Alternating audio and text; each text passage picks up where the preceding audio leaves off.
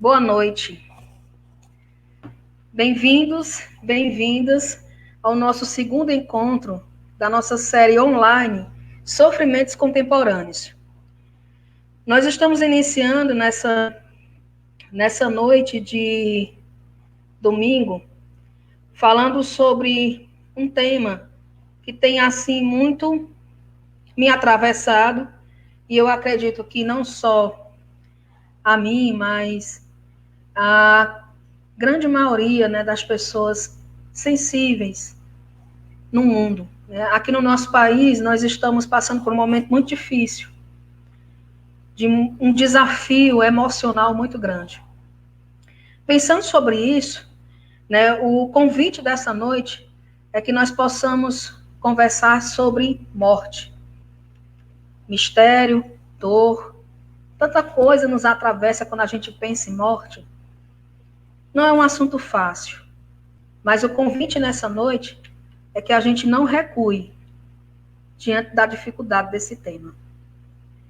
Para pensar sobre isso e a gente construir algo nesse sentido, eu convidei a minha amiga Suzy Bandeira, que é também a minha colega na psicologia, nós estamos finalizando juntas o curso, também estuda psicanálise, para que nós possamos conversar sobre esse tema. Quando eu comecei a pensar nele, eu me lembrei de tantas peças gregas e tantas peças, de tanto teatro, de tanta arte que nós temos que fala da tragicidade da morte, do desafio da morte. Ou seja, não é um tema fácil. E parece que para nós aqui no nosso país ainda é um tabu. Ainda é difícil falar sobre isso. Bem, a gente precisa construir algo nesse sentido. E para que a gente. E eu pensei assim: que lugar melhor pode haver para a gente falar sobre um assunto tão difícil que não seja através do caminho da palavra? Talvez, conversando sobre esse tema, a gente possa inventar alguma saída. Não sei. Vamos tentar? Vamos tentar fazer isso essa noite? A ideia é que a gente possa construir uma conversa e irmos participando. Esse é o nosso segundo encontro da nossa série. No primeiro tema, a gente conversou sobre solidão e hoje nós vamos conversar sobre morte. De início, eu quero dar uma boa noite, com muito carinho, para a Suzy e pedir que ela possa fazer os seus primeiros comentários, né, sobre esse tema. Boa noite a todas e todes que estão aqui conosco. E a ideia é que a gente possa ir comentando e, através também do comentário de vocês, a gente possa ir construindo essa conversa de hoje. Boa noite, Suzy. Boa noite. Eu queria agradecer primeiro a Macedônia pelo convite. É um tema que para mim é bastante interessante e, mais do que isso, é um tema fundamental. Né? Então, eu acho que é um tema muito pouco discutido. A gente fala muito pouco sobre a morte. Né? E quando a Macedônia me convidou, eu fiquei pensando no que a pandemia de coronavírus, do novo coronavírus, da Covid-19, ela trouxe de diferença, o que ela trouxe para a gente sobre a morte. E eu tenho muito a impressão, desde o início, de que essa pandemia ela fez com que algo da morte se aproximasse muito, né, das nossas vidas, e acabasse colocando esse tema muito em evidência, né? Seja para aqueles que diretamente perderam pessoas em suas vidas, ou seja para aqueles que, mesmo não tendo perdido ninguém diretamente, mas de alguma forma vivem, né, com essa sombra, com esse medo e outras questões, né, que a gente pode falar, porque quando a gente fala de morte, a gente pode pensar assim, né, na morte de alguém, mas a gente também pode nos remeter às perdas, né, as perdas de um modo geral. E a Macedônia fazendo as apresentações, falando do projeto, e me veio assim uma coisa que talvez a gente esteja se acostumando a isso, eu não sei, né? Mas falar, né, num ambiente virtual, que é uma saída possível para a gente nesse momento, mas é uma perda do contato, né? Do contato físico, é a perda do olhar do outro que nos ouve, é a perda de vários sentidos, de várias sensações que a gente tem quando está na presença. E querendo ou não, isso também é alguma coisa que a gente tem tido que elaborar de alguma forma nesse momento, né? E aí eu fiquei aqui olhando para nós duas enquanto eu estou falando e pensando em que situação a gente fala olhando para si mesmo, né? Com uma imagem da gente o tempo todo na nossa frente, como a gente tem feito agora, nesses momentos, né? Então, assim, é um tema bastante instigante, né, para mim, e eu até comentava com ela ainda há pouco, né, que é um momento de conversa, porque apesar de ter um mini currículo, né, Macedônia, que eu falei assim, tem um mini currículo, tem doutorado, né, tem especialização em teoria psicanalítica, é formado em biologia, acadêmica de psicologia, isso tudo certamente vai atravessar de algum modo as coisas que eu vou dizer, né, mas é de outro lugar. Eu acho que quando a gente estabelece um momento de conversa, eu estou aqui me autorizando a dar minha opinião sobre isso a partir de todo esse atravessamento que toda essa história de vida me traz, mas no sentido de construir algo. Então, é também uma elaboração, né, minha desse momento que está acontecendo, mas é também uma oportunidade da gente conversar sobre esse tema.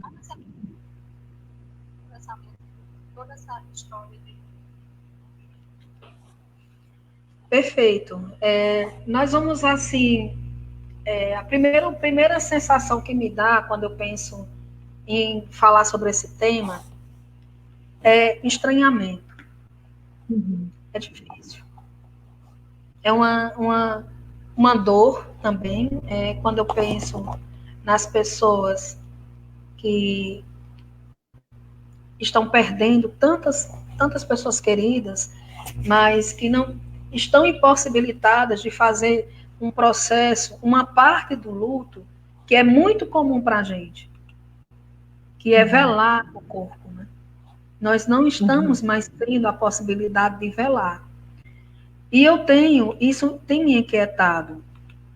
Isso tem me inquietado porque como medir o efeito disso? Quais são as consequências de não ter esse momento? A gente também ainda não sabe. Mas se uma coisa que tem sido assim, que dá para perceber que é muito difícil, muito doloroso, é não ter esse momento de velar. Tem sido muito mais difícil. Porque quando as pessoas adoecem de coronavírus, você não sabe como o corpo vai reagir.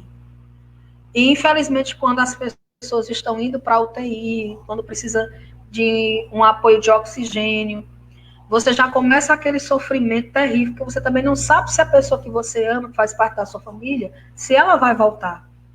Então, é uma doença muito inesperada. Então, de repente, você está convivendo com alguém e depois essa pessoa, a companhia dela, a presença dela, bruscamente é rompida. Aí entra numa peregrinação terrível, você não tem informação, você não consegue mais tocar a pessoa. Tocar.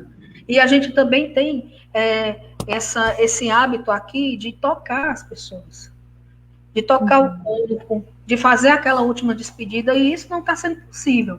Então, assim, um dos primeiros pontos que eu gostaria aqui da gente trazer para a nossa conversa diante da impossibilidade de velar, o que a gente vai fazer? De início, eu quero dar as boas-vindas às pessoas que já estão aqui conosco. Bem-vinda, Antônio. Bem-vinda, Fernanda, Valéria, que já estão aqui nos acompanhando. A ideia é que a gente possa ir também trazendo os comentários de vocês e construindo algo aqui nessa noite. O Antônio, ele coloca da seguinte forma: luto é o sofrimento por uma perda, seja de uma pessoa ou de algum objeto. Quanto maior a proximidade do objeto, maior o sofrimento.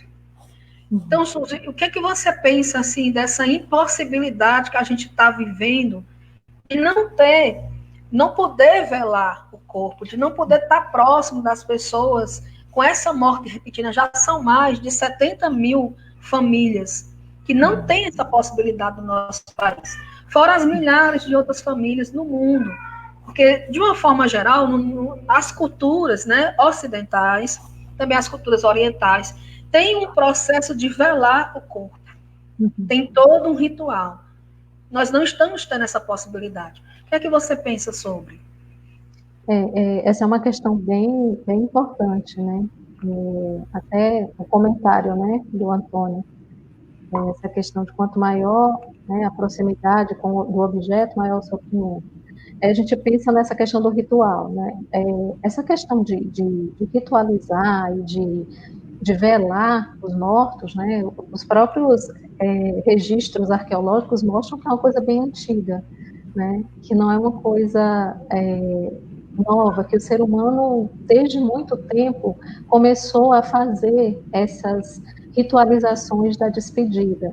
Então, o que a gente pensa, como você falou antes, é muito difícil prever que efeitos isso vai ter, né, depois, porque a gente está vivendo isso agora, né? Então a gente tem pessoas, né, enquanto eu pensava sobre isso até antes, tem pessoas que já sentiram de alguma forma isso, assim, em acidentes, por exemplo, com aeronaves em que não se acha os corpos, né, em que não se encontra, ou situações outras em que não se encontram os corpos.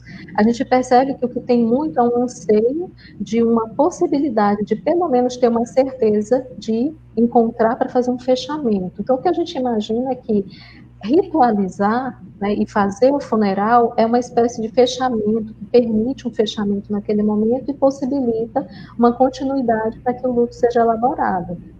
E aí acaba me lembrando o próprio texto do Freud, que a gente comentava antes, do Melancolia, dessa ideia assim, de que é elaborar o luto? É justamente eu entender que quando eu tenho uma perda, né, e a gente fala assim, morreu alguém, como o Antônio disse, quanto mais próximo, quanto maior, né, a relação que eu tenho com aquela pessoa, obviamente que a dor e o sofrimento vão também ser maiores. Então, para a elaboração dessa perda, é preciso entender que algo de mim se vai com essa pessoa, algo de mim vai junto com essa pessoa. Eu estou perdendo algo de mim também quando eu perco alguém através da morte. E que elaborar o luto, né, requer justamente tempo e condições de que eu consiga em algum momento, aquele que perdeu aquela pessoa, aquele ente, consiga em algum momento desviar ou reinvestir essa libido, essa energia em outros objetos. O que não quer dizer que ela não vai continuar, de alguma forma, sentindo a ausência daquela pessoa que foi perdida. E quando a gente não tem o velório, né, o que fica? Como é que a gente vai fazer para lidar com essas questões? Então, por enquanto, eu acho que o que a gente tem ainda é uma grande interrogação dos efeitos disso, até do sofrimento psíquico que isso traz, mas a gente já pode, de alguma forma, fazer inferências e pensar assim, que é uma dificuldade que se junta, que se soma. Quando você falou, por exemplo, Macedônia, a gente pode pensar assim, nos pacientes que são hospitalizados, e que essa hospitalização dura um tempo, e que no momento da hospitalização já não pode mais ter visita. Então, ali naquele instante de hospitalização já houve uma interrupção do contato. Não é mais possível ter contato, não é mais possível ver essa pessoa, não é mais possível ter um contato físico com essa pessoa. Então, muitas vezes, quando a morte acontece, é uma notícia de que depois de algum tempo de internamento, essa pessoa morre. Então, mas esse afastamento já veio de antes.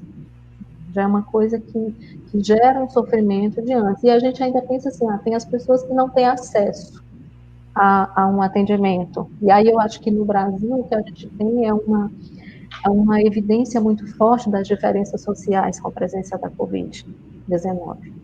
A gente vê uma marca muito forte daquilo que a gente de alguma forma já conhecia, já sabia das diferenças sociais, mas a presença da Covid-19 evidencia ainda mais essas diferenças sociais. Exato. Não, eu só ia comentar assim que eu via ontem, né, coincidentemente, uma série da CNN falando sobre populações quilombolas e comunidades indígenas no norte do país, e falando justamente sobre a chegada da Covid-19 nessas comunidades e da dificuldade, principalmente, né, das comunidades quilombolas, de ter acesso ao atendimento médico pelo afastamento da cidade, pela dificuldade de estradas no norte do país, principalmente no Pará. E aí, falando dessa relação, como tem muita dificuldade de acesso ao atendimento, essas pessoas acabam ficando mais vulneráveis à doença por não conseguir um tratamento adequado, por não conseguir um suporte, né, a essas pessoas que estão contraindo a Covid-19. Então, é uma outra realidade que se apresenta, e a gente poderia falar de várias, né? Mas, assim, eu estou trazendo como exemplo do que, coincidentemente, eu vi ontem. Essa realidade que você nos coloca, ela toca em uma fissura antiga, um problema antigo e pouco cuidado no nosso país, que nós somos um dos países mais desiguais do mundo. E quando uma pandemia assola um país tão desigual como o nosso, vai resvalar com muito mais ênfase essa tragédia nos povos mais vulneráveis. Aí nós vamos ter aqui a situação dos quilombolas, das comunidades, que já tinham todo um processo de violência, de expropriação, de apagamento, de silenciamento, que ainda se depara com uma falta de assistência. Nós já estávamos no movimento aqui no país de não ter políticas de assistência, onde a ideia central da política atual é que o Estado ele pode, quanto menos Estado, melhor, porque o que as pessoas precisam é tentar competir entre si e o cara lá de cima vai dar. Enfim, né, é a filosofia da Xuxa. Tudo que eu quiser, o cara lá de cima vai me dar. Só que a realidade do nosso país é outra. Né? A realidade é essa que você está nos trazendo aqui no início da conversa. Então, todas as pessoas que, quando a pandemia começou, se falava da campanha Fica em Casa, depois começou a se refletir, sim, mas e as pessoas que não podem ficar? E os trabalhadores autônomos? E as pessoas que têm que trabalhar todo dia? Então, a gente começou a cair a ficha, assim, para quem está refletindo sobre isso, porque para os pobres, para os mais vulneráveis, a ficha até no couro mesmo da pele, a gente sente isso no dia a dia, toda essa tragicidade, né, toda essa falta de assistência política, de educação, de saúde, que diante de uma pandemia dessa, e o primeiro tema que nós começamos aqui a falar, essa impossibilidade de velar, ela se encontra com a impossibilidade de viver. Nós não temos possibilidade dos povos mais vulneráveis é de viver. Já há muito tempo que a gente está no país sobrevivendo. Muitas e muitas pessoas, muitos grupos estão sobrevivendo no nosso país. E a pandemia só assim escancarou essa ferida, rasgou ainda mais, onde a gente percebe assim, agora nem isso, mas nem sobreviver. Porque justamente a morte, assim, ela visitou com toda essa tragicidade que faz parte dela, com essa dor, esses grupos. Então, quem está morrendo também é quem mais se expõe. São as pessoas que precisam ainda ir trabalhar. Nós vamos ter os profissionais da saúde, que estão também morrendo, porque estão se expondo, sem os devidos equipamentos de segurança. Nós vamos ter as pessoas mais pobres, que não têm possibilidade de trabalhar em home, ou porque o dono da empresa não adere a essa política, ou porque a forma de trabalho dela impossibilita. Se você trabalha no chão de fábrica, se você trabalha numa linha de produção, como fazer isso de casa? Se torna inviável. Então, esses grupos, né, que vai entrar os povos originários, as comunidades quilombolas, as comunidades periféricas, as cidades pequenas, que aí hoje nós entramos aqui, apesar de estarmos numa região metropolitana, parece que é só o nome, apesar de estarmos numa região com mais de 30 cidades, nós estamos dentro da nossa cidade com mais de 100 pessoas que já faleceram, são mais de 100 famílias nessa situação, e mesmo assim, essa cidade começou a retomada econômica com casos crescentes. Nós temos uma dificuldade enorme de fazer isolamento social. Tanto pelo lado da realidade de trabalho, pela realidade da pobreza, como por também uma questão educacional. Também tem essa realidade. Então, a impossibilidade de velar, ela vai se encontrar com a possibilidade de viver.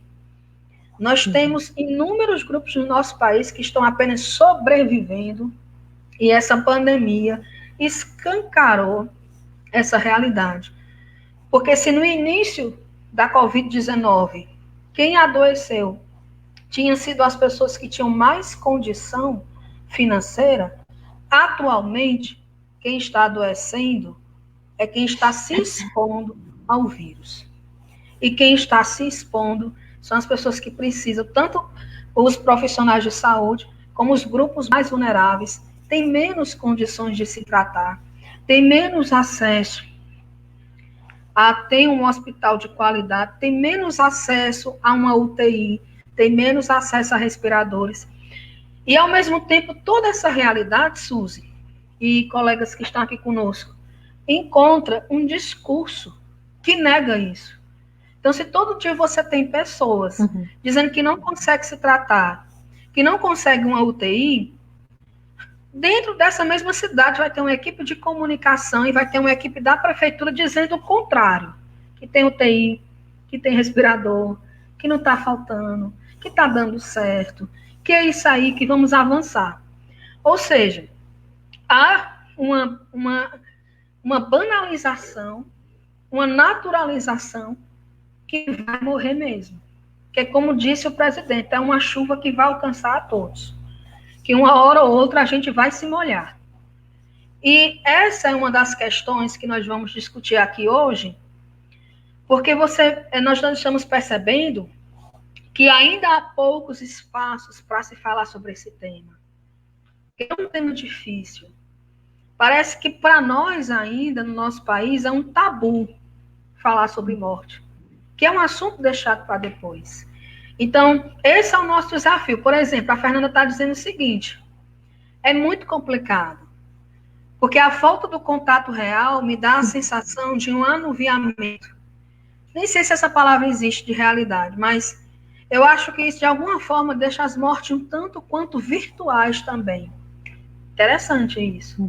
Dificulta o luto, banaliza a morte. Eu acho que isso influencia. Esse comentário de Fernanda levanta a questão que uma vez eu comecei a conversar aqui nas minhas postagens, que essa questão das comorbidades é uma coisa cruel, porque parece que está justificando que a pessoa morreu porque ela tinha outras doenças. Como é que você vê isso, Suzy? Então, eu achei muito bacana teu comentário, Fernanda, porque era até uma coisa que a Macedônia estava comentando e eu pensando, né? Não sei também se a palavra anuviamento existe, mas eu achei bacana, agora ela existe. E aí eu estava pensando justamente nisso, de a gente ter uma certa anestesia, né, diante do número crescente de mortes no Brasil. E é interessante porque eu não sei se para quem está ouvindo a gente agora, depois se alguém quiser comentar, né, como era, assim, para mim era bastante assustador, logo no começo da pandemia, quando eu acompanhava o noticiário e via os números da Espanha, né, da Itália, e principalmente da Itália, que durante um bom tempo ficou uma quantidade muito grande de pessoas morrendo, e quando se noticiava, nossa, foram 800 mortes por dia, aquilo era extremamente assustador, e eu lembro como aquilo era noticiado como algo absurdo. E aí eu faço essa comparação com o que a gente vê hoje aqui no país, né? Nossa, mais de 1.000 mortes por dia, nós chegamos a um número absurdo de mais de 1.300 mortes em 24 horas, e me deu muito a sensação de uma anestesia diante desses números. Eu acho que isso tem sim a ver com o que você coloca, Fernanda, dessa virtualização também da morte. Assim, quem está morrendo é um número, né? É como se fosse isso, é como se a gente estivesse diante de uma contabilização sem fim, que não dá vida, não dá história de forma alguma para aquilo, né, que está acontecendo. Não tem nome, então são números. E eu acho que aí a gente entra num assunto que eu acho que é bem interessante, que é assim, a gente tem a epidemiologia, e ela é fundamental para que a gente atravesse momentos como esses que a gente está vivendo, e outros. Então, a epidemiologia, ela é fundamental para auxiliar e balizar as tomadas de decisão. Mas a gente não pode nunca perder de vista que existem pessoas, né? Então, os números, eles fornecem informações, dados para que a saúde pública seja organizada, e isso é fundamental, como eu já disse, mas outra coisa é a gente pensar que existe uma singularidade, uma história de vida para cada indivíduo que está ali, né, sendo representado por um número. E eu acho que, de certa forma, é difícil a gente falar sobre a Covid-19 no Brasil e não pensar em como essas questões políticas que envolvem todo esse momento, elas dificultam muito para a gente. Então, eu acho que existem reações muito diferentes, existem enfrentamentos muito diferentes. Desde não existe mais vírus, como eu já vi em algumas redes sociais, né, nosso isolamento está sendo afrouxado em algumas cidades, então não existe mais vírus, e essa abertura, né, de algumas pessoas de irem para as ruas, não por necessidade, né, Macedônia, em relação a emprego, a trabalho ou manutenção da vida, mas por outras necessidades, eu não suporto mais ficar dentro de casa, né, eu não aguento mais ficar dentro de casa, e é importante escutar isso também, né, porque, assim, às vezes eu me pergunto o que é que está chegando para as pessoas, né, o que é que está chegando num Brasil de tantas diferenças, o que está chegando sobre o que é coronavírus, o que é Covid-19, o que é que de fato a gente precisa fazer. Então, as diferenças começam a aparecer, na minha percepção, também nos comportamentos que a gente vê.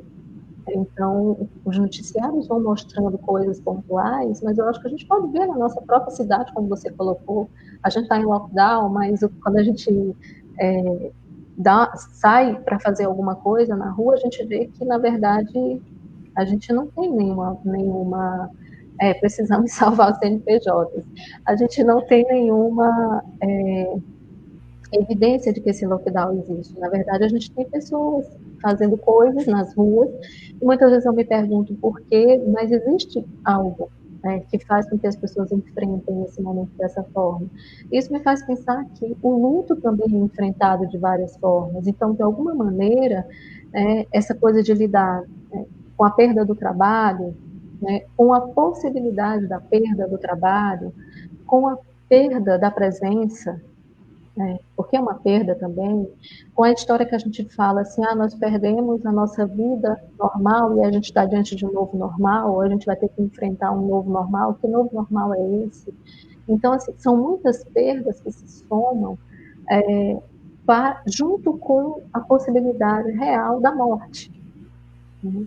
Então, assim, é óbvio que para quem está vivo, existe sempre a possibilidade real da morte. Se quiseres poder suportar a vida, fica pronto para aceitar a morte. Como aceitar a morte? Essa é a grande questão, sabe, Antônio? Porque, na verdade, assim, é uma coisa interessante, porque o que a gente tem é a morte como tabu, né? Então, pelo menos para nós aqui, Ocidente, eu acho que é bem generalizado que a gente tem a morte como tabu. Tanto é que, o que a gente tem quando a gente pensa em desenvolvimento da ciência? Talvez uma busca constante para que a gente sempre dê um jeito de prolongar a vida, de driblar a morte.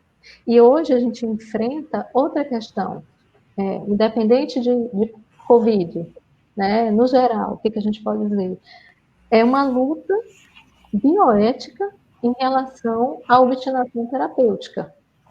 O que é isso? A ciência se desenvolveu a tal ponto, né? Lógico que isso não chega para todo mundo da mesma forma, porque nem todo mundo vai ter acesso à tecnologia que a ciência oferece para dar suporte, né, às diferentes formas de adoecimento, mas, assim, o que a gente chega é numa discussão que tem a ver com não fazer tudo que é possível, porque existem situações que a gente precisa aceitar que, de fato, chegou o final da vida. E aí a gente se depara com uma oferta tão grande de possibilidades terapêuticas, né, de tecnologia para dar suporte à vida, que a gente chega numa encruzilhada bioética que leva a essa discussão, né? Ortotanásia, distanásia, eutanásia, que é outra discussão em torno da morte que ultrapassa a nossa discussão em relação à Covid-19, porque não é disso que se trata, mas também, de alguma forma, porque quando a gente chega num colapso do sistema de saúde, a gente viu isso nos noticiários, eu acho que vocês devem ter visto, de alguma maneira, os noticiários dizendo que na Itália, principalmente, quando o sistema de saúde colapsou, que foi entrou em colapso, que foi muito, muito precocemente, o que eles faziam? Tinham que escolher, né, com base em protocolos, quem era que ia ser entubado e quem não ia ser entubado. E eu lembro bem que foi assim uma notícia da época, mas é porque os idosos estão sendo deixados para morrer porque, né, estão dando prioridade para entubar os mais novos. Então, entra nessa discussão, né, da bioética aí. Mas o que a gente tem é um desenvolvimento da ciência, um desenvolvimento das tecnologias de saúde, que não chega para todo mundo da mesma forma, que nem todo mundo tem acesso, mas que nos leva também a essa reflexão, né? A morte é o oposto da vida? Né? Ou a Pegou morte... pé? É porque isso é uma coisa que de fato existe, né? A gente acaba vendo assim, que a morte é o oposto da vida. Então, assim, o que é a vida, né? Nem a biologia consegue dar uma resposta direito para isso. Mas o que a gente tem é que, assim, a morte, na verdade, ela é um processo que é inerente ao ser vivo. Então, ela faz parte da vida. Mas, de maneira geral, como é que nós tratamos e lidamos com a morte? Como se a morte fosse o oposto, algo antagônico à vida. Então, de maneira geral, o que a gente tem é uma dificuldade em falar sobre a morte. Então, a gente fica muitas vezes o tempo todo negando, né? Negando a existência da morte. Tanto que a gente nega a existência da morte que chega a ser quase insuportável falar sobre a morte, sobre isso que se apresenta. E, às vezes, essa questão da reencarnação e ressurreição. Fale mais sobre essa questão, Antônio, enquanto eu concluo meu raciocínio. Vou devolver para você, assim, para saber o que é que, de fato, você quer discutir sobre isso. Então, a gente fica diante de uma certa negação, e eu acho que envolve também outras questões que a gente vê na nossa sociedade, né? Uma negação do envelhecimento, uma negação de tudo que anuncia que a vida é dinâmica, que a vida é mutável, que a vida ela tem um ciclo. Não, na verdade, ela tem vários ciclos. Então, a vida ela é cíclica, na verdade. Eu sou a ressurreição e a vida, quem crê em mim.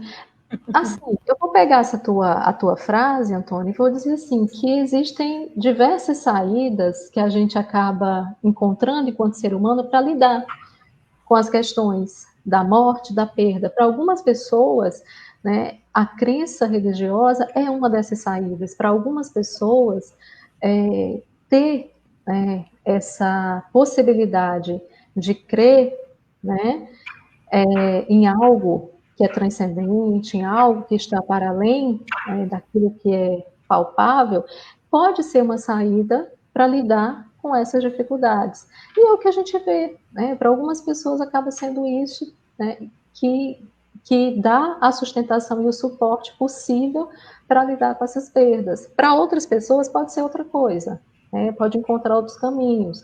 Então, o que a gente também vai vendo é uma diversidade enorme de caminhos que o ser humano vai procurando encontrar para dar algum sentido, algum significado, algum jeito. A gente vai tentando dar algum jeito para poder lidar com essas questões.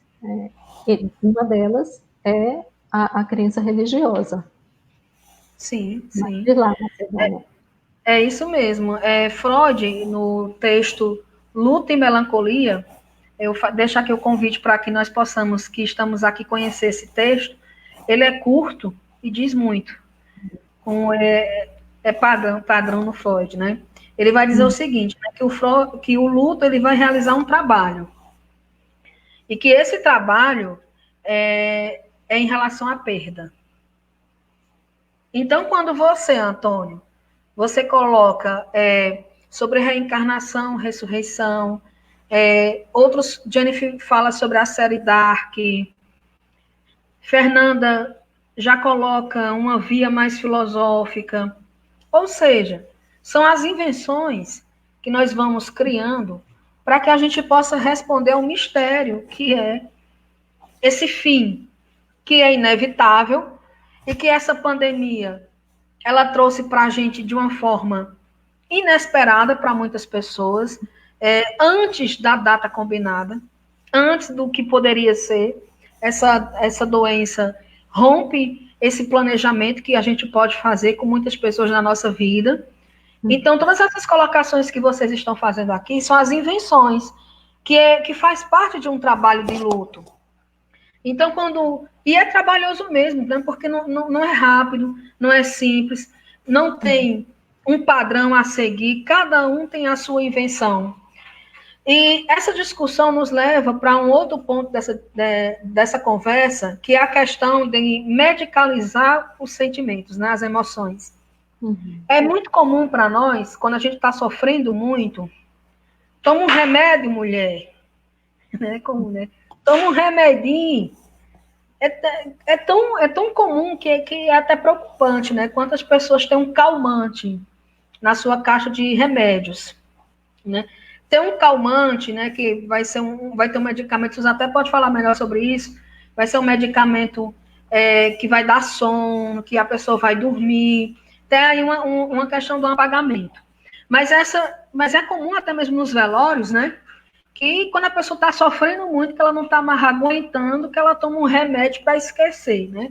Se é comum que para os homens aquela música ainda faça algum sentido, né? Eu vou beber para esquecer meus problemas. Para as mulheres é tomar um remédio, né? Tentar dormir, tentar esquecer de alguma forma. Porém, a morte não é algo que dê para esquecer, que seja um assunto que você vai resolver, vai pensar depois. Ela é algo do real, né? Do real da vida. E o que a gente está tentando aqui é, de alguma forma, elaborar pela via da palavra algo nesse sentido. Então, se nós silenciamos a dor, porque morte dói pra caramba, a gente não sabe nem qual é a dimensão de uma pessoa que, nesse momento, está no luto de perder alguém tão inesperado pela Covid. Então, você está nesse momento de dor, que, ao mesmo tempo, com outras dores, porque o isolamento me parece um tipo de morte, tipo de, né? É uma distância do outro, que o afeto, o laço com as pessoas nos ajuda a fazer luto. E quando você está perdendo alguém atualmente, você não tem como estar com as pessoas. Não dá para você visitar, né? Porque a gente tinha de visitar, dar um abraço, tentar para próximo da pessoa fisicamente que está em luto. Isso não está tendo também. Então, nós estamos vivendo, dentro do isolamento, um desafio a inventar uma forma ou outra de trabalhar o luto. Que a gente ainda nem sabe qual é. Nós estamos ainda tentando pensar nisso. Então, esse silenciamento, eu acho que uma das coisas que não dá certo é fingir que não está doendo, né? É fingir que não morreu. É fingir que está tudo bem, porque não está bem. Não está legal, não está fácil, está muito difícil o que nós estamos vivendo.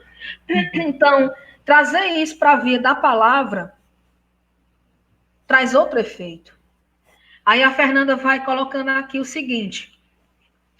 Falando sobre a morte, não ser o oposto da vida, eu me lembrei daquele texto. Quais vidas valem a pena serem vividas? Fernanda, Sus me pegou com essa colocação, né? A morte não ser o oposto da vida. Eu ainda estou aqui pensando sobre essa frase. Se daqui para o final da nossa conversa eu conseguir achar alguma coisa, eu vou compartilhar. Mas dá muito pano para manga. A Vânia está dizendo o seguinte. Eu vejo também como essa negação de tudo, o que temos é muito medo e insegurança de falar sobre a morte. É temeroso demais a perda. É isso. Vou mandar um beijo aqui para minha irmã, viu? Tá lá em Aracaju. Eu brinco assim que quando a família é grande, dá para fazer uma live só com a família. Que coisa boa. Eu não tinha nem me tocado no sobrenome, mas é isso mesmo, Bandeira de Matos. Vânia, que bom que você está aqui conosco nessa nossa conversa. É temeroso demais a perda. É justamente sobre isso que Freud vai falar no texto dele. Porque perder Não é algo que eu possa fazer um livro, né? 10 formas de sofrer menos com a perda. Não dá. 10 formas de sofrer menos no isolamento. Não dá. Apesar que tem quem invente isso. 5 formas de não adoecer, 5 formas de não sofrer. Não tem essa forma. Nós vamos inventando algumas saídas e uma das que a psicanálise aposta é palavra. É a gente tentar falar sobre isso. Inclusive, Fabrício até colocou o que veio à cabeça dele. Foi só associação livre, ó. Trabalhadores boêmios. É o livro do Raul Marx. Pois me identifico, Fabrício, me identifico.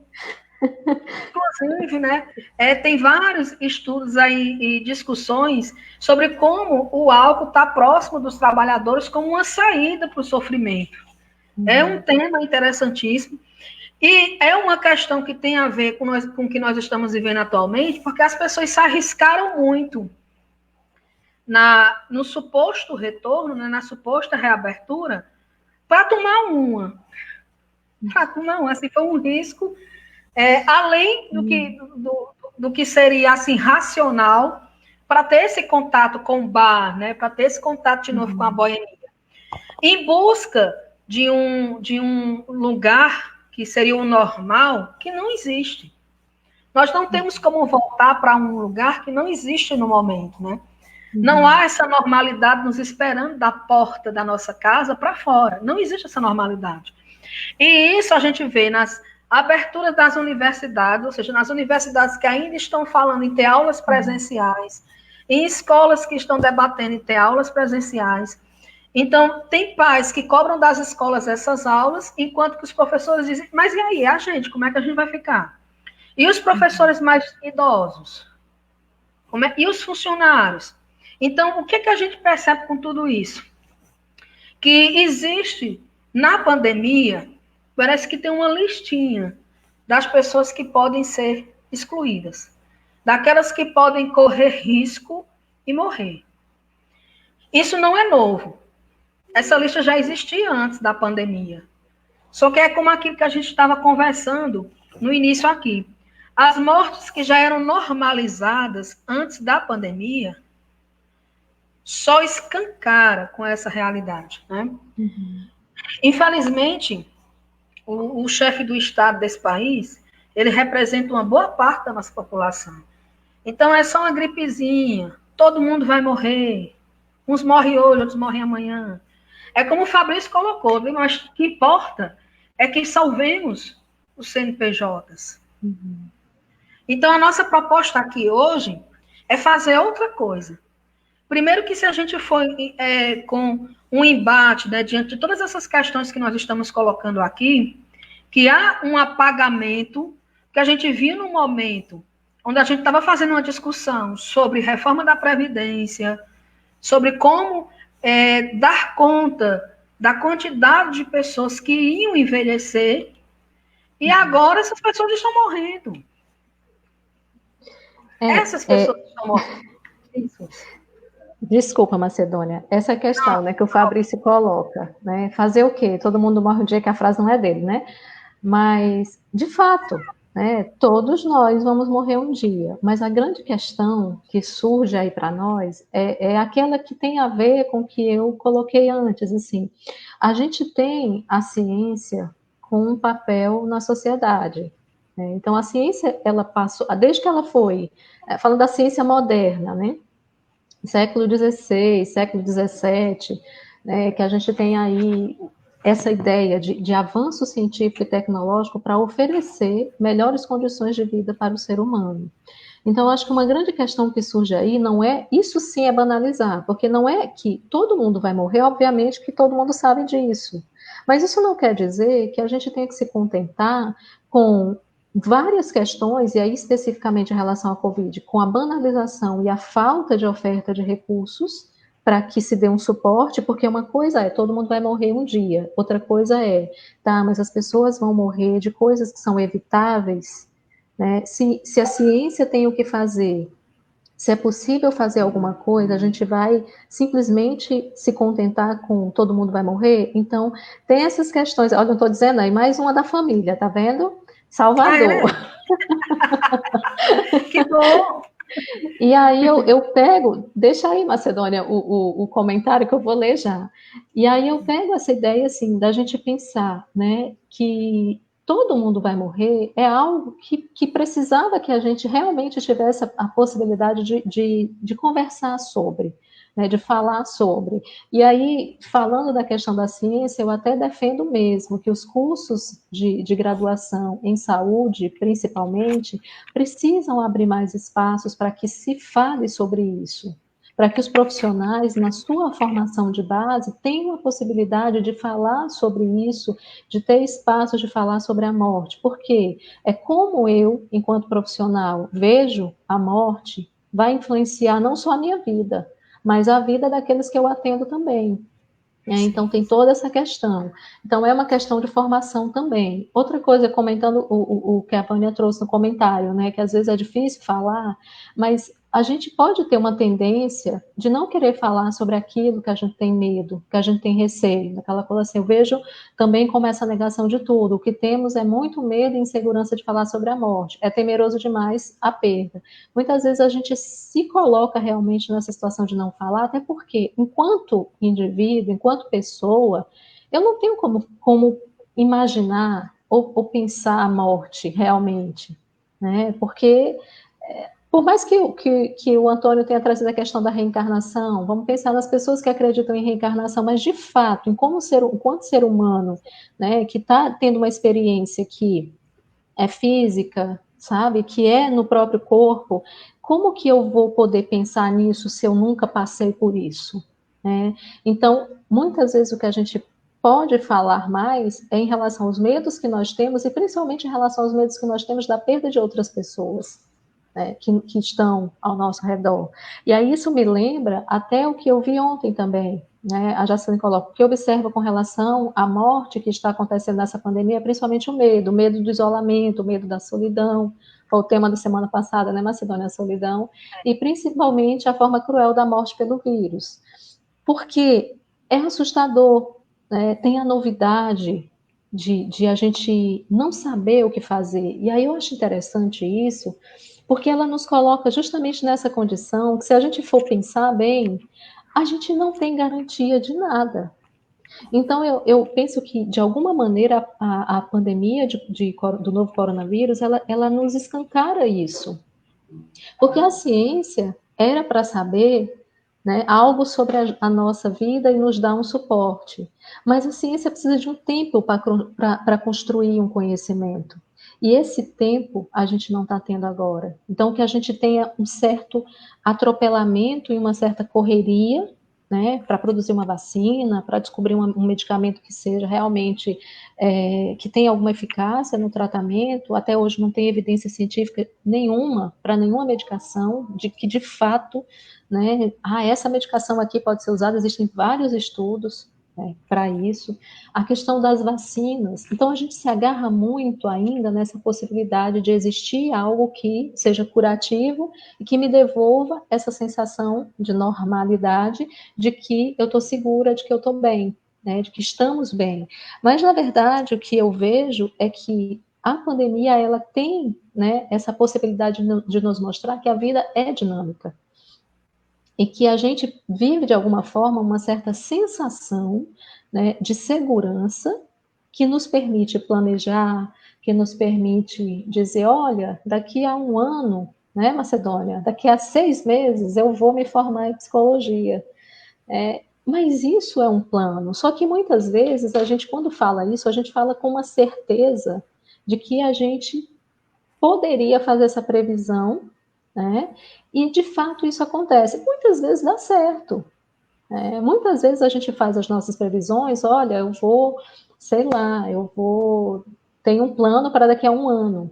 Só que a gente faz esse plano com tanta convicção que a gente deixa de fora as incertezas que a vida tem.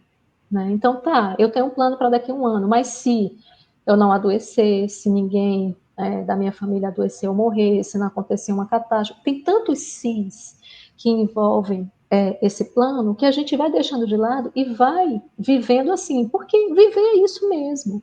Né? Imagina se a gente não tivesse a possibilidade de acreditar né, nos nossos planos. Seria muito difícil viver. Mas, por outro lado, eu acho que a pandemia ela escancarou muito isso. E isso também é muito doloroso. Lidar com essa questão de tá, as incertezas. Né? Você vive semana a semana. A gente aqui do Juazeiro está vivendo semana por semana. Né? Continua o lockdown. O governador já disse hoje que continua o lockdown por mais uma semana. Isso, que não temos garantias. E a gente não tem. Né? Mas isso também não é para que a gente viva uma vida de desesperanças, mas é para estar, de alguma forma, né, ali sustentado nisso. Não tenho garantia, mas isso não me impede de continuar lutando, né, de continuar vivendo, de continuar tecendo planos. Mas tem algo que, de alguma forma, sustenta aqui também. Não, mas eu sei que, pode ser que não, mas ainda assim eu estou lá, né, naquela batalha. Mas a pandemia escancara mesmo isso. Então, ela nos coloca diante, pelo menos para muitos de nós, né? Eu não vou dizer que para todos, porque eu acho que seria absurdo dizer que é para todos. Não é. Né? Então, a gente podem ter pessoas que não estão se apercebendo disso dessa forma, que estão vendo isso de outra maneira. Né? Mas eu estou falando isso com base nos meus sentimentos nessa pandemia e com base nos comentários de vocês. De medo de falar, né, e de se aproximar daquilo que tem a ver com a perda, né, daquilo que tem a ver com algo que possa me machucar. Então, a minha preferência pode ser deixar aquilo de lado, isso, de continuar apostando. Essa é uma questão fundamental, né? Mesmo sabendo que a vida é dinâmica, ou eu diria até assim, é sabendo que a vida é dinâmica que eu tenho mais vontade ainda de apostar, né? Porque é isso que vai me dando muitas possibilidades, vai me abrindo muitos caminhos, essa possibilidade de apostar na vida. E aí eu trago até esse comentário, assim, a partir do que vocês trouxeram antes, do medo de falar sobre as perdas, do medo de falar sobre a morte. Eu faço estágio em cuidados paliativos, né? E é uma área que me atrai muito.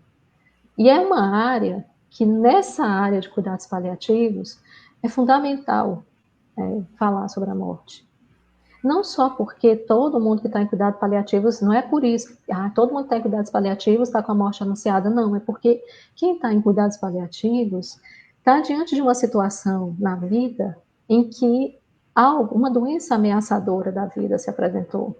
Mesmo que o desfecho seja a recuperação, mas ela está diante daquilo. Então, acho que quando a gente fala na pandemia, me lembra muito as discussões, me lembra muito aquilo que eu tenho visto, ouvido, lido em cuidados paliativos. Falar da morte é fundamental. Por quê? Porque ela se anuncia. Né? Oi, Raniel! Apostar, arriscar e seguir. Né? É isso. É essa questão. E às vezes a gente pode ter uma coisa que é assim, mas se falar da morte, a morte eu vou atrair. Né? Talvez tenha isso. Né? Se eu falar de perdas, eu vou atrair. Mas só pessoa negativa que fala de perdas e fala disso? Não. Né? Não é essa questão. Porque se a gente pensa na vida como ciclo, a gente vai estar o tempo todo perdendo alguma coisa. Né? Então, a gente vai estar o tempo todo tendo que, de alguma forma, lidar com as perdas. Porque fechou um ciclo, porque encerrou um ano, porque perdeu um emprego, porque um relacionamento teve um fim, porque um filho saiu de casa, ou porque não teve o filho, e outras coisas mais. A morte é um correlato da vida, Jennifer, de que ela aconteceu, se cumpriu, filosoficamente, claro. A morte está desde o princípio de tudo. O nosso relógio começa a contar desde o primeiro choro. A gente começa a vida chorando, né? Sim. A grande maioria de nós, sim, né? Chora quando nasce, né? Quando respira, é o sinal, né, de que está respirando. E essa é uma questão bacana, né? Porque, voltando a falar da questão de cuidados paliativos, tem algo que é bem interessante, porque, assim, quando se abre a possibilidade de falar sobre a morte, algo se constrói. E tem uma coisa que para mim é muito agradável, sabe? É de permanecer vivo até a morte. É de que E é de que ele nunca mais para de chorar, né, Fabrício? Então, Certíssimo. também, é de que algo vai se costurando, algo vai se construindo, né, e existe a preservação de alguma coisa daquele sujeito, né, daquela pessoa, até o final, né, até o fechamento desse ciclo da vida, para que isso não se perca antes, sabe? Eu me lembrei agora, eu estou agora disparei, né, Macedônia? Mas eu já passo a bola para ti de novo, porque Ótimo. Maravilha. eu me lembrei do diário da Anne Frank, que tem uma frase lá que eu acho fantástica. Eu digo que só tenho uma pena na minha vida de não ter lido o diário da Anne Frank na minha adolescência. Eu queria ter podido ter contato com a escrita de uma menina de 14 anos, quando eu tinha 14, 15 anos, né? E eu li tem pouquíssimo tempo, alguns anos só. Mas ela diz uma coisa que para mim é muito linda, né? Que ela diz assim: eu quero continuar viva depois que eu morrer. Uma coisa bem neurótica, né? E aí eu acho isso bacana porque eu acho que nós, seres humanos, temos muito disso, né? De alguma forma querer marcar uma existência, né? De querer marcar alguma coisa. E ela fala isso no sentido de que ela quer deixar um livro publicado, né? Então ela quer manter algo da memória. E isso acaba me lembrando um filme, né, que foi traduzido para o Brasil. É uma animação, tá, gente? É um filme mexicano que o título original é Pouco, mas foi traduzido para o Brasil como Viva, a Vida é uma Festa. Né? E tem umas coisas bem bacanas nesse filme, eu acho extremamente emocionante, mas tem algo disso da memória, sabe? Que traz essa vivência, né, mexicana do Dia dos Mortos, de que os mortos teriam contato com os vivos nesse dia e tal, tem isso, mas o que eu acho bem, um dia vamos morrer, então todos os outros dias vamos viver, até o dia da morte, né, Daniel? É isso aí. Aí tem uma parte, né, que me chama muita atenção nesse filme, que é justamente a ideia da memória, de que mesmo do outro lado, no filme, os mortos vão continuar vivos enquanto houver memória deles. Né? Enquanto tiver alguém do lado de cá, né, lembrando da existência deles, eles vão continuar vivos. E aí isso me faz lembrar da questão da história de vida, que a gente pensa assim, não é número, é alguém que está por trás do número, né? É uma história de vida que tem ali, é alguém que tem laços, que teve laços com outras pessoas. É alguém que marca de alguma forma e de forma muito singular a vida de outras pessoas. E aí eu vou já passar a bola para ti, vou só comentar, Macedônia, que Pode ficar à isso vontade.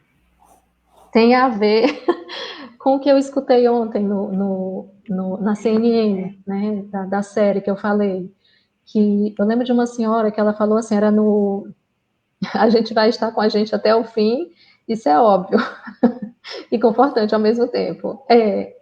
O mais essencial, né, Jennifer, é que isso não nos seja tirado, né, que a gente não seja apagado antes disso, né, e eu acho que essa é uma questão bem polêmica e bem interessante, que daria outra live, viu, Macedônia?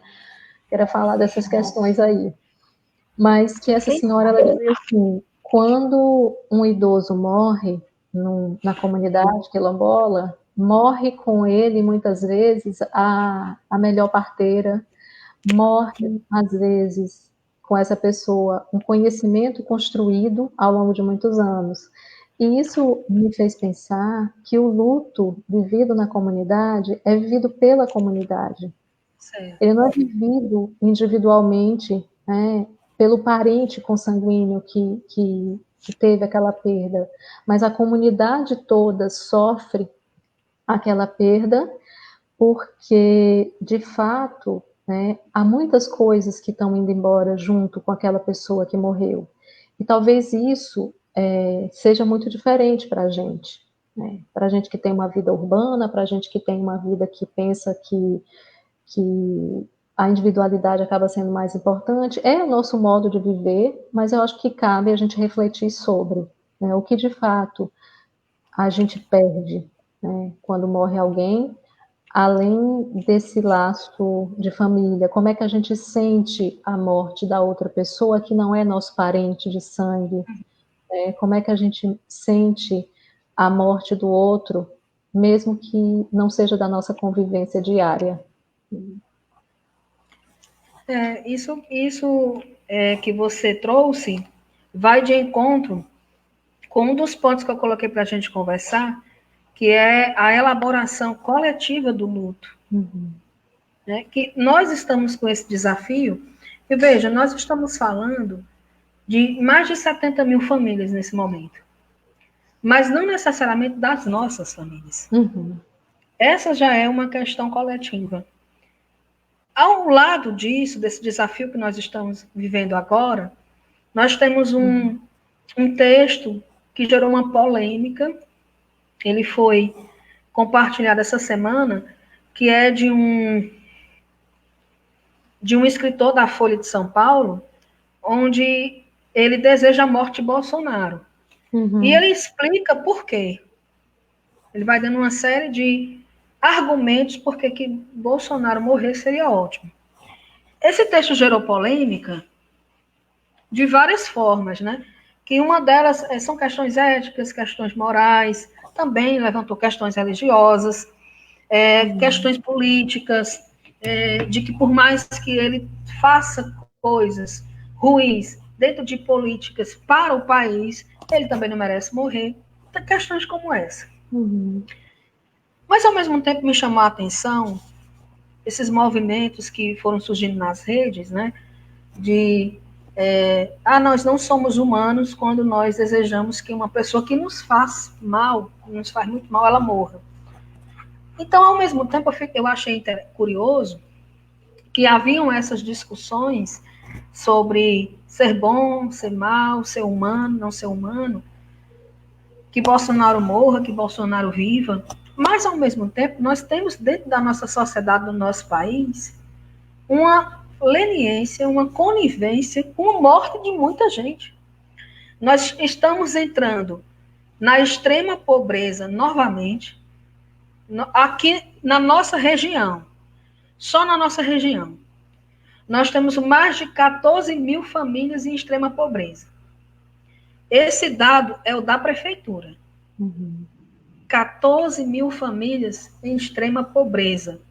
Extrema pobreza, segundo o Índice de Desenvolvimento Humano, é quando você não tem um mínimo para garantir o alimento no dia. É a extrema pobreza. Nós temos uma violência contra determinados grupos. Nós somos um dos países que mais matam LGBTs. Nós somos o país mais violento com pessoas trans.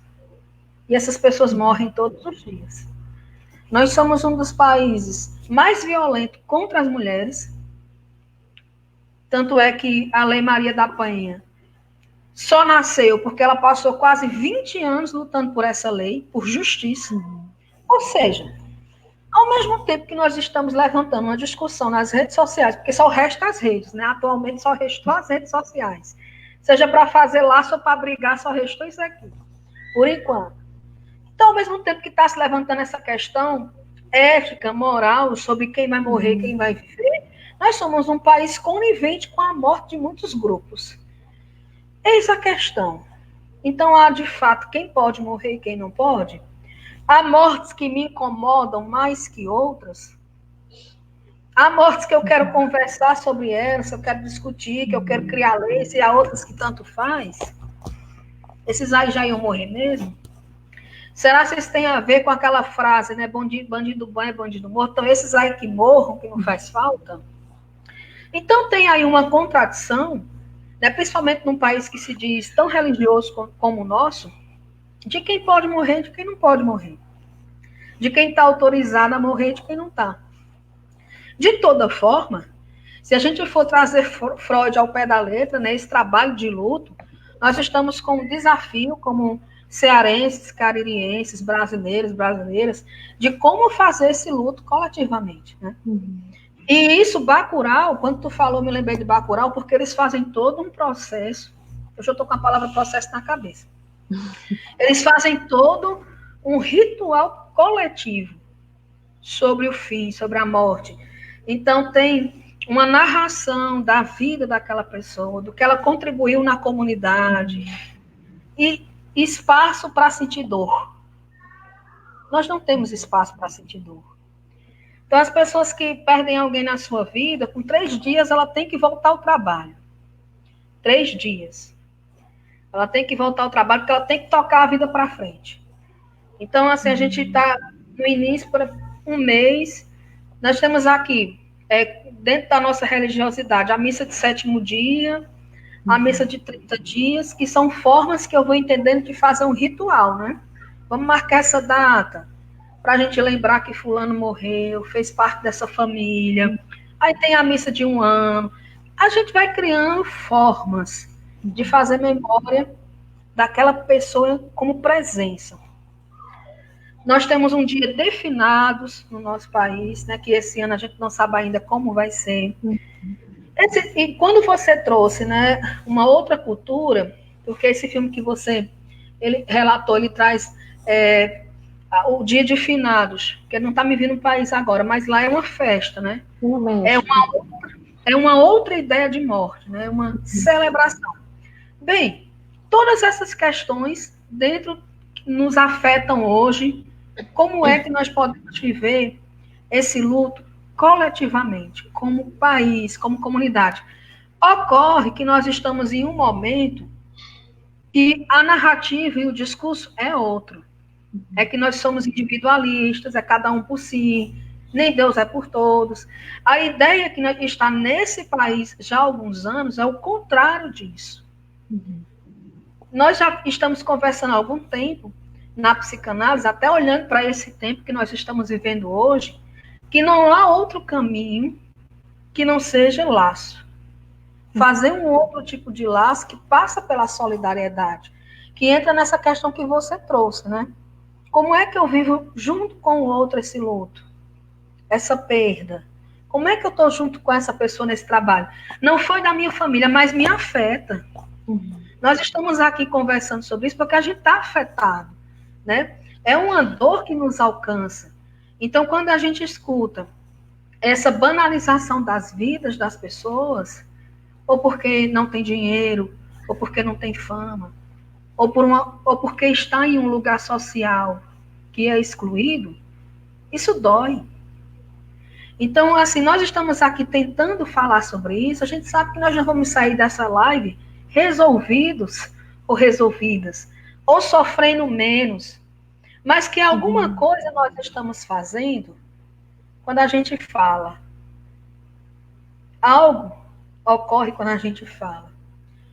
E rompe esse silêncio, né, com esse tema tão difícil, tão doloroso, porque aí vem o choro, vem a forma como a gente expressa a dor, mas a gente está dentro de uma lógica que faz o contrário. Então, se eu perder minha mãe hoje, se eu perder um irmão, uma irmã, se eu perder um amigo nem falta o trabalho, que eu não tenho direito, só se for um parente de 1º grau. Eu tenho que estar bem amanhã e trabalhar como se nada tivesse acontecido. Essa é a lógica que nós estamos inseridos. E essa é a lógica que está na presidência. Essas aí, tudo bem. Toca a bola para frente porque o Brasil não pode parar. Então, essa campanha que o governo iniciou há 3 meses atrás, que o Brasil não podia parar, depois tirou e disse que nunca tinha feito, que nunca tinha colocado no ar, é essa lógica que nós estamos vivendo agora. As pessoas estão morrendo, nós temos que fingir, a gente não pode parar. Bem, o que a gente está fazendo hoje é justamente isso, parando e tentando pensar sobre isso. A Vânia fez aqui mais um comentário, ela colocou assim: eu creio em vida após a morte, mas não é fácil enfrentar a morte. Então a Vânia está compartilhando aqui com a gente que ela tem uma fé que a ajuda a olhar para esse fim. Mas isso não torna a coisa mais fácil. É isso mesmo. É como o nosso colega aqui que tinha colocado, vou procurar o nome dele, é tão bom ver tantos comentários, né, tanta gente participando, o Antônio, né, quando ele traz a vida de Cristo e como a vida de Cristo e a fé o ajuda a viver essas situações. E aí também eu vou ter aqui mais comentários. O Fabrício vai dizer assim, né? O que leva alguém a se renovar como uma homenagem aos mortos, né? A se revoltar como uma homenagem aos mortos. Bem lembrado, Fabrício, porque essa imagem que eu coloquei na divulgação da nossa conversa é aquela imagem do Rio de Janeiro, quando umas pessoas fizeram lá as cruzes, né, como um ato, um ritual, tentaram fazer alguma coisa, colocaram as cruzes e fizeram uma homenagem. Vem alguém e arranca aquela cruz. Então, nós estamos com uma violência normalizada, que tem a ver, ao mesmo tempo que casa com essa hipocrisia, uns podem morrer, outros não podem, e a fala é menosprezada, né? Fazer algo com a fala é menosprezado. O que é que você pensa sobre isso? Pode continuar falando também. Eu vou voltar até um pouquinho, né, no comentário da Vânia, né, assim, de que ela acredita na vida após a morte, mas ainda assim é difícil, não é fácil enfrentar a morte. Então, assim, existe algo, né, de muito real na morte que afeta diretamente. Então, independentemente da sua crença, se aquela pessoa vai continuar viva em outro plano ou não, obviamente você vai sentir a perda daquela pessoa. Então, assim, a gente vê como que não há uma solução mágica, né? Não há uma solução que seja de fato consistente para a gente lidar com a morte no sentido assim, eu não vou sentir. Eu acho que tem muito a ver, Macedônia, com o que você dizia antes, né? Que existe algo, né, que se tenta, né, disfarçar, tapear com o uso da medicação, mas existe uma dor ali que é presente. E até isso faz parte mesmo do enfrentamento do luto, né, do trabalho. Eu gosto muito disso, do trabalho de luto, né, que é isso que Freud traz, o trabalho de luto, porque implica realmente num trabalho, implica realmente em algo que vai fazer um movimento. Né? Eu acho que trabalho tem muito a ver com isso, movimento, né? Valorização da vida que decide quem vai morrer, luto coletivo, como vivenciar. Essa é uma questão difícil, né, que Macedônia estava trazendo, porque a gente primeiro teria que pensar assim, existe alguma identidade, né, que a gente consiga dizer assim, eu faço parte, eu me identifico, porque quando a gente vai pensar nessa questão também das perdas, tem algo da identificação aí, né? Tem algo que me faz, quando eu tenho essa sensação de que eu olho e percebo, né, a notícia da morte do outro e aquilo me afeta. Por que me afeta? O que tem na morte do outro que também me afeta, mesmo que esteja distante de mim? O que se passa ali? Então, quando eu trouxe a questão da comunidade quilombola, é porque existe ali algo daquela comunidade que faz um laço, que faz com que todos sintam. Mas isso me faz, na verdade, questionar o que é que tem em nós que poderia fazer com que a gente sentisse ou não algo desse tipo. Né? Assim, a gente mora aqui no Juazeiro do Norte, né? A gente recebe notícias, números de mortes no estado, no Brasil. Até que ponto eu não vejo isso simplesmente como a Fernanda colocou, né? Como uma virtualização da morte, já são números, né? Eita, sobre a melancolia, Fernanda, nem sempre estar com a gente faz bem. Mas a gente não tem muita opção, né, Jennifer? Muita opção. E aí eu fico muito mais como questão mesmo, né? Porque eu acho que a ideia da gente aqui, a gente não tem resposta, a gente está vivendo a situação agora. Então, é muito difícil a gente ter respostas sobre isso agora. Eu acho que a gente está no momento de falar sobre, para ver se a gente elabora alguma coisa sobre o que a gente está vivendo. Mas a gente não vai encontrar tantas respostas assim, talvez, nesse momento. Por quê? Porque a gente está vivendo isso. Então, os efeitos que isso tudo vai ter nas vidas de cada um de forma particular e né, no geral, na sociedade, a gente talvez leve um certo tempo para se dar conta do que tem sido. Quando a gente fala assim, voltar ao normal, né? Existe essa ideia, vamos voltar ao normal. Como Macedônia colocou, como se a gente fosse sair de casa e fosse encontrar um mundo estático, exatamente como nós deixamos. É difícil a gente lidar com a ideia de que aquele mundo, né, para nós aqui, 16 de março até 16 de março de 2020, né, ele foi vivido até ali. A partir de lá para cá, a gente tem vivido essa é a nossa realidade. Então, a gente está, muitas vezes, naquela expectativa de voltar para um normal, como se a gente tivesse a possibilidade de regressar naquele momento e aquele mundo que a gente, né, deixou, e eu vou voltar e ele vai estar lá. E isso não existe. Exato. Na verdade, o que existe e que precisa existir, a meu ver, é que a gente precisa, de fato, apesar das dificuldades, entrar nesse trabalho de reconstrução dessa nova realidade. O que a gente vai fazer com isso tudo? E aí, cada um de nós, dentro da sua realidade, talvez tenha uma resposta diferente para isso. Né? Como é que eu vou viver essa realidade de terminar o último ano do curso de psicologia de uma forma virtual, que não estava nos planos, né, Macedônia? Ninguém planeja isso.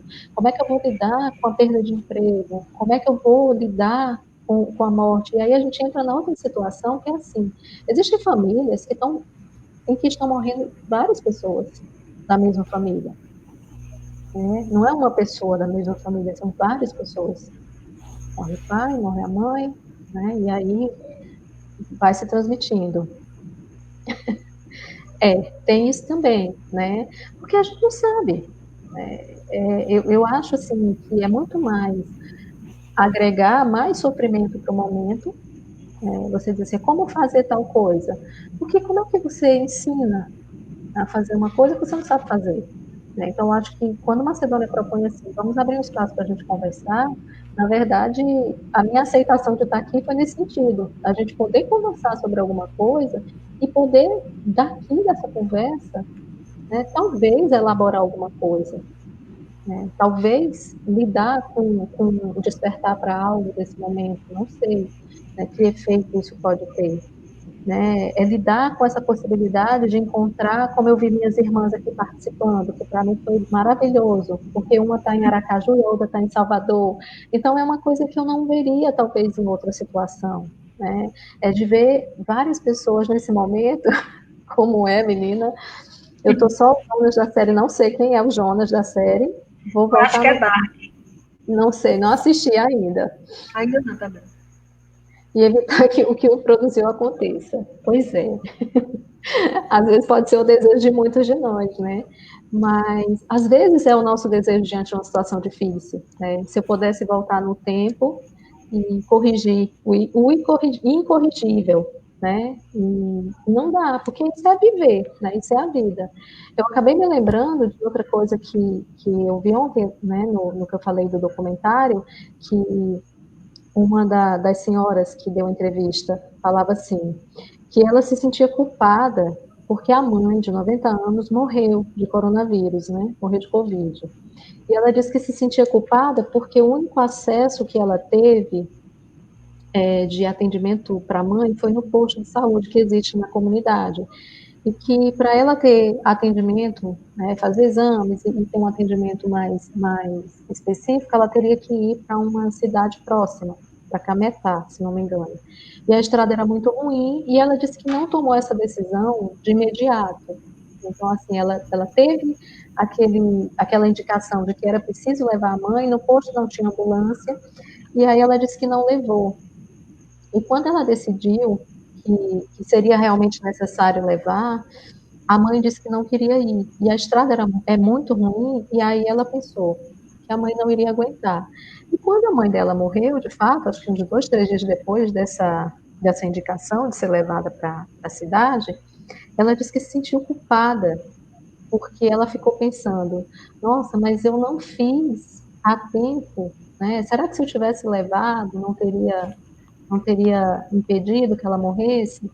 E aí ela mesma dizia na entrevista, não, mas se eu tivesse levado, ela não teria sobrevivido, ela não teria aguentado a estrada. Então, a gente costuma fazer essas reflexões, né? De será que se eu tivesse feito tal coisa não teria sido diferente? E eu penso que isso tudo faz parte, de alguma forma, desse tempo de elaboração, né? Da gente, de alguma forma, é, né? Eu já escutei também isso, assim, nossa, poderia ter, é um certo luto por aquilo que eu poderia ter feito e não fiz, e agora eu já não posso mais fazer, né? No exemplo, é uma morte de fato de alguém, mas também tem isso, né? Assim, o mundo já não é mais o mesmo, né? E aí eu não posso mais voltar para aquele mundo e fazer coisas que eu estava adiando para fazer. Então, a vida está nos apresentando isso. E a grande questão é como é que a gente vai lidar com tudo isso, né? Talvez para algumas pessoas seja mais difícil do que para outras, mas a realidade para nós está sendo essa, né? O que a gente vai construir com isso é a grande incógnita, né? Tem uma É, certa tristeza para mim em relação ao nosso país, porque eu acho que é uma sensação bem realista de falta de uma unidade nesse sentido, né? Eu acho que a gente volta para a questão que o Antônio coloca, né? Não ter essa sensação de que a gente tem uma unidade, que a gente está caminhando em uma direção que se assemelhe, né, pela presença de divergências. A Covid-19 no Brasil é impossível da gente dissociar de questões políticas no momento, porque a gente tem vivido isso desde o começo.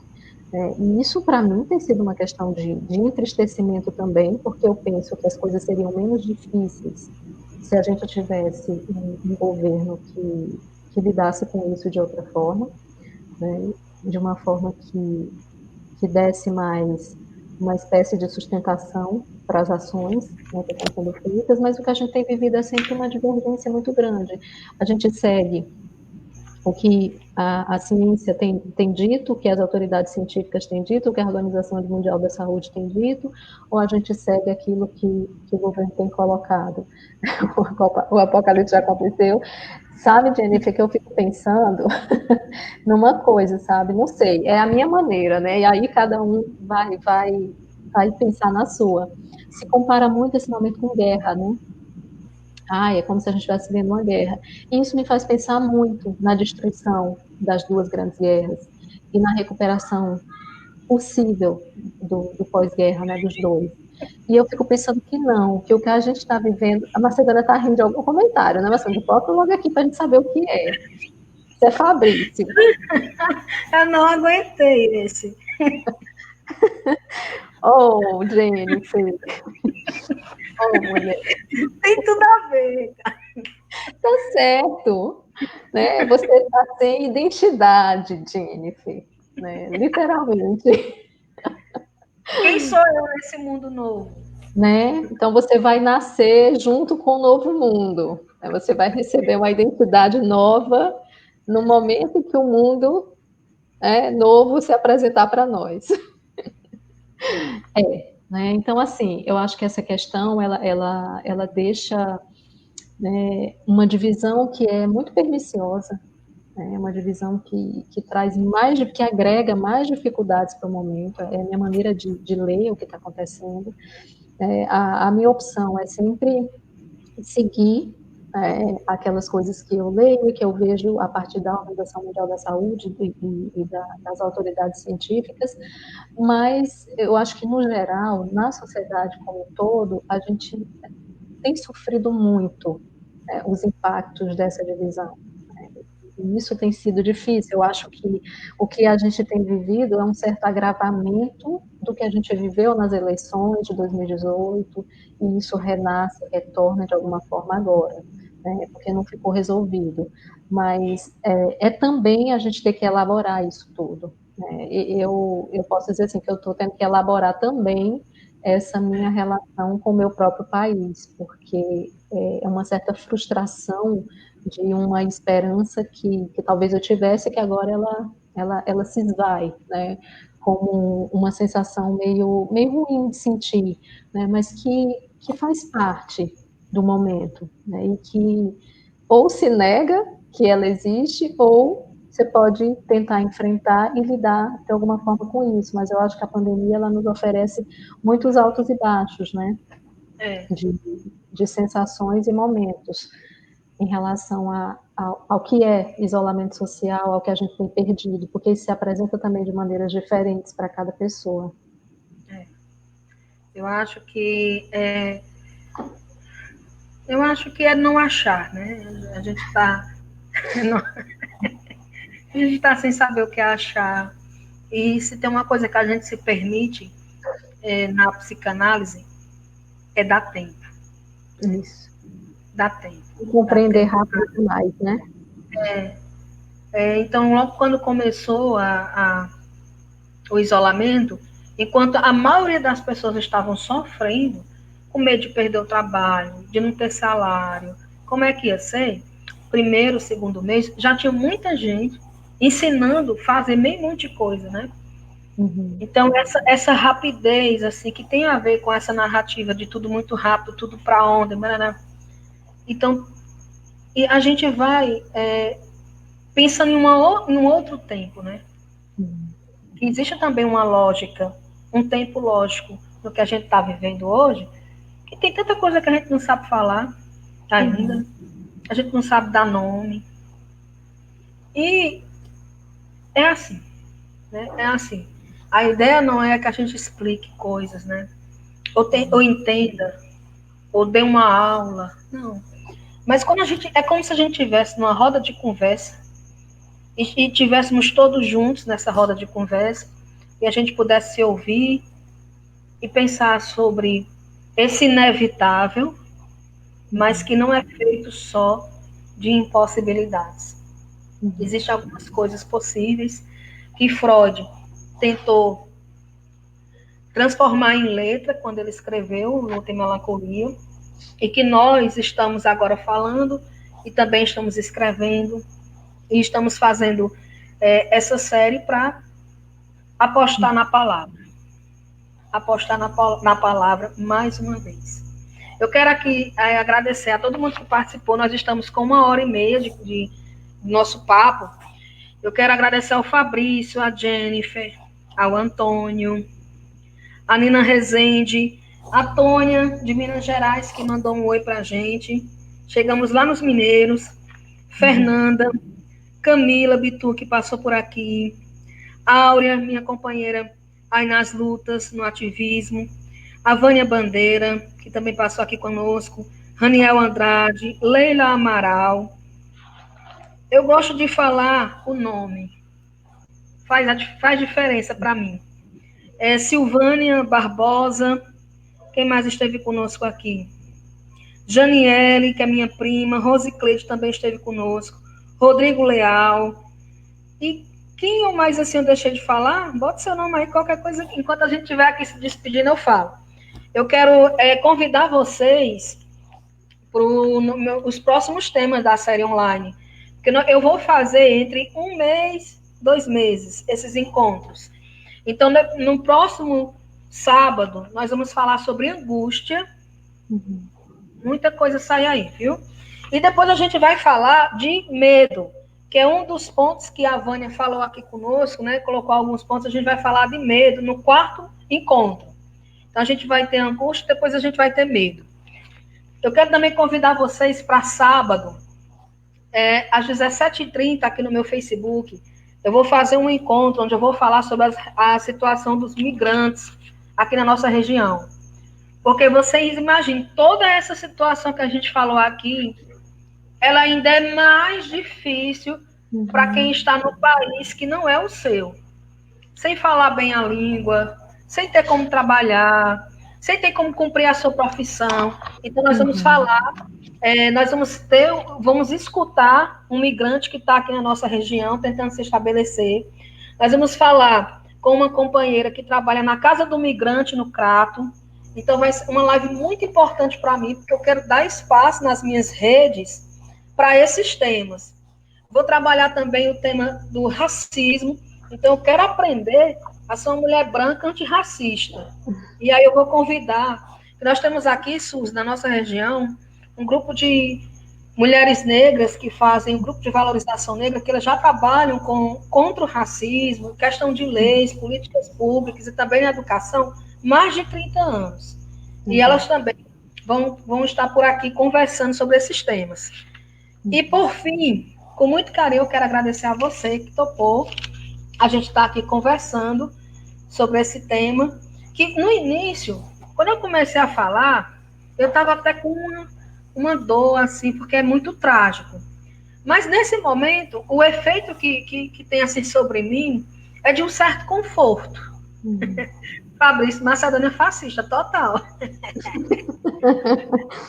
De um certo, assim, eu acho que é como se fosse um certo alívio. Eu acho que esses laços que a gente vai tentando fazer, com um laço de solidariedade, um laço de escuta, eles nos dão um amparo, um conforto para esses momentos tão difíceis. Então, eu quero te convidar para deixar aqui os seus comentários finais nessa nossa noite de domingo. Eu quero agradecer pelo convite, agradecer a presença de vocês que mandaram os comentários, os que ficaram quietinhos também. Eu acho uma pena não poder ouvir, não poder ver, né? Mas, de novo, é ter que lidar com isso, né? Mas, enfim, para mim foi um momento bem importante. Eu agradeço muito, Macedônia, pelo convite. E eu queria encerrar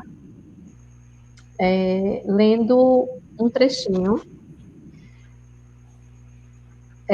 do livro Vida e Morte Severina, que eu acho que é um fechamento que para mim é bem marcante, é bem rápido, é só o comecinho, onde João Cabral de Melo Neto, né, no seu Auto de Natal, ele explica, o retirante explica ao leitor quem é e a que vai. Com ele eu me despeço, tá? O meu nome é Severino, não tenho outro de pia. Como há muitos Severinos, que é santo de Romaria, deram então de me chamar Severino de Maria. Como há muitos Severinos com mães chamadas Maria, fiquei sendo da Maria, do finado Zacarias. Mas isso ainda diz pouco. Há muitos na freguesia, por causa de um coronel que se chamou Zacarias e que foi o mais antigo senhor desta Sesmaria. Como então dizer quem fala? Ora, a vossas senhorias. Vejamos, é o Severino, da Maria do Zacarias, lá da Serra da Costela, limites da Paraíba. Mas isso ainda diz pouco. Se ao menos mais 5 havia com o nome de Severino, filhos de tantas Marias, mulheres de outros tantos, já finados Zacarias, vivendo na mesma serra, magra e ossuda em que eu vivia. Somos muitos severinos, iguais em tudo na vida, na mesma cabeça grande, que a custo é que se equilibra, no mesmo ventre crescido, sobre as mesmas pernas finas, e iguais também porque o sangue que usamos tem pouca tinta. E se somos severinos, iguais em tudo na vida, morremos de morte igual, mesma morte severina, que é a morte que se morre de velhice antes dos 30, de emboscada antes dos 20, de fome um pouco por dia. De fraqueza e de doença é que a morte severina ataca em qualquer idade, e até gente não nascida. Somos muitos severinos, iguais em tudo e na sina. Há de abrandar estas pedras suando-se muito em cima. Há de tentar despertar terra sempre mais extinta. Há de querer arrancar algum roçado da cinza. Mas, para que me conheçam melhor vossas senhorias, e melhor possam seguir a história da minha vida, passo a ser o Severino, que em vossa presença emigra.